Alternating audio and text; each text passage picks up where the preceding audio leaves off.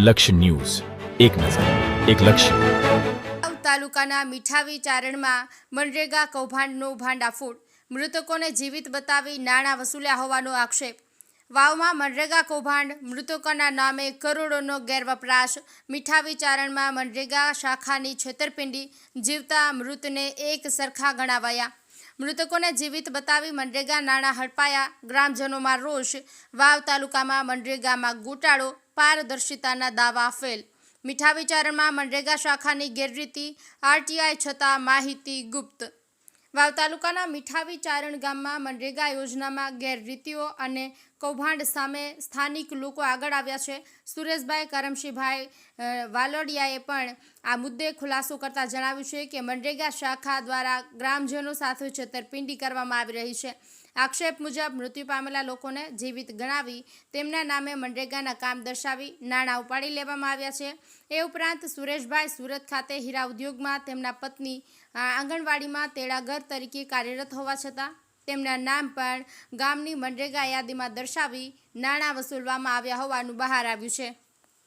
આ મામલે પંચમહાલ અને ગોધરા જેવા મનરેગા કૌભાંડની યાદ અપાવી છે। સુરેશભાઈએ આ સમગ્ર ગેરરીતિ અંગે આરટીઆઈ અધિનિયમ 2005 હેઠળ માહિતી અધિકારી પાસેથી વિગતો માંગેલી હોવા છતાં હજુ સુધી સંતોષકારક જવાબ મળ્યો નથી।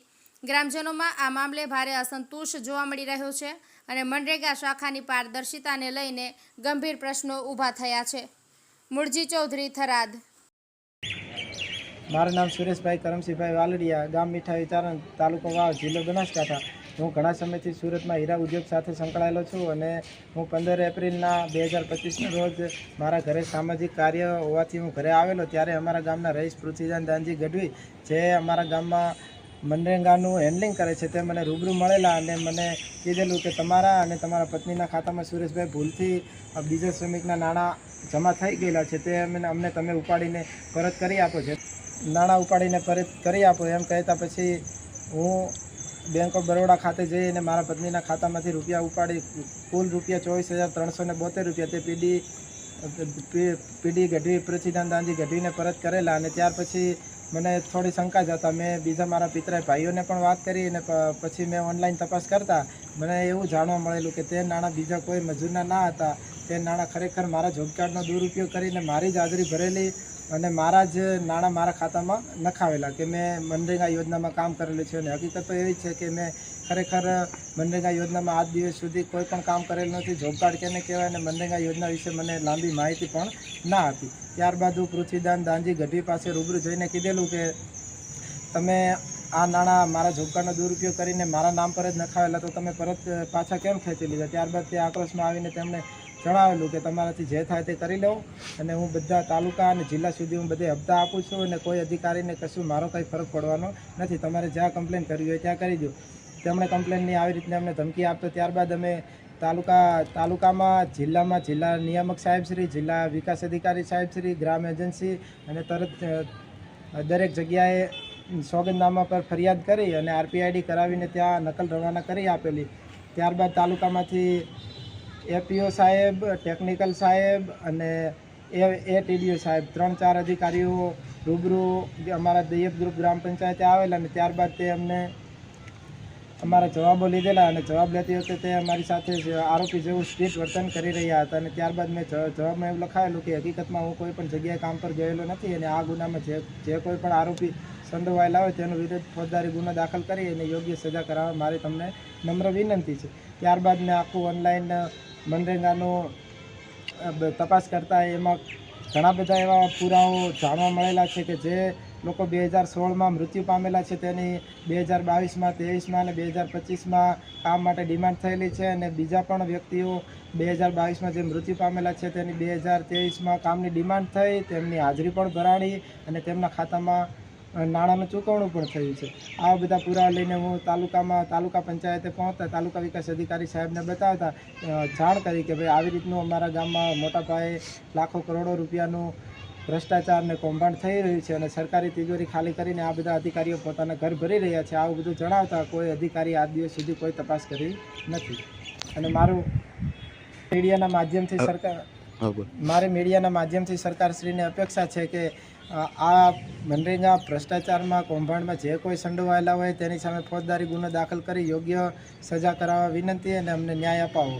ખરેખર જો ગાંધીનગર કક્ષાના અધિકારીઓ અને બહારી જિલ્લાના અધિકારીઓ આવીને જો મનરેગા યોજના વિશે અમારા વાવ તાલુકામાં તપાસ કરશે અને અમારા ગામમાં તો મોટા પાયે મારા ધાર્યા કરતાં પણ વધારે કૌભાંડ અને ભ્રષ્ટાચાર આચરેલું દેખાશે. મોટાભાગે કામો 50% ભાગીદારી માટે કરેલા છે. 50% ભાગીદારી એટલે કે કોઈ શ્રમિકના ખાતામાં કામે નહીં આવવાનું અને તેના ખાતામાં 20,000 રૂપિયા નાખી દેવાના, શ્રમિકને 10,000 લેવાના અને 10,000 રૂપિયા જે પૃથ્વીરાજ નાનજી ગઢવી અમારા ગામમાં મનરેગાનું હેન્ડલિંગ કરી રહ્યા છે તેમને પરત કરી આપવાના. આવી લાલચ આપી અને બધાના ઝોપડાનો દુરુપયોગ કરી અને ઘરે બેઠા પણ તમારી હાજરી ભરાઈ જાય આવી રીતનું ભ્રષ્ટાચાર કરેલું છે. આમાં કેટલાક સરકારી અધિકારીઓ છે, સરકારી કર્મચારીઓ છે જે શાળામાં મધ્યભોજન તરીકે ફરજ બજાવે છે, શાળામાં ચોકીદાર તરીકે છે. તે લોકોનો શાળાનો સમય પણ 8 થી 1 સુધીનો છે અને મનરેગા યોજનાનો કામ કરવાનો સમય પણ 8 બંધમાં 8 થી 12 સુધીનો છે. તે સમયગાળામાં એક જ વ્યક્તિ બંને જગ્યાએ હાજરી કેવી રીતે ભરાવી શકે? આ બધા યોગ્ય પુરાવા લઈને અમે તાલુકા વિકાસ અધિકારી સાહેબ જોડે ગયેલા પણ હતા. તાલુકા પંચાયતે ગયા પછી ત્યારબાદ અમારા ગામ મીઠાવી ચારણમાં પ્રતાપસિંહ વેજિયા અને નરેન્દ્રદાન ગઢવી બંને આવીને અમને રૂબરૂમાં જાણ કરેલી કે ભાઈ તમે સમાધાન ઉપર બેસી જાઓ, છોડો આ બધું કરવા, ઘરના છોકરા ભૂખે મરી જશે અને કોઈ અધિકારીનો કશું કોઈ ફરક પડવા નથી, તમારાથી જે થાય તે કરી લો. સમાધાન માટે તે લોકોએ પ્રયાસો કરેલા અને અમારી સરકારશ્રી પાસે અપેક્ષા છે કે આમાં જે તે કોઈ પણ આરોપી સંડોવાયેલા હોય તેની સામે ફોજદારી ગુનો દાખલ કરી યોગ્ય તપાસ મૂકી અને અમને ન્યાય અપાવવા વિનંતી.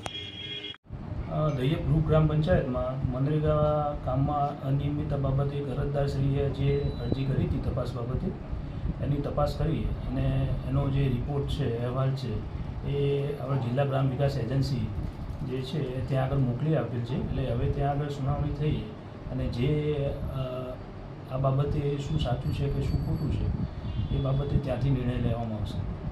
સાહેબ, અરજદાર એવું કહે છે કે માણસ એક્સપાયર થઈ ગયું છે છતાં પણ એની હાજરી ભરવામાં આવી છે અને નાણાં વસૂલ્યા છે.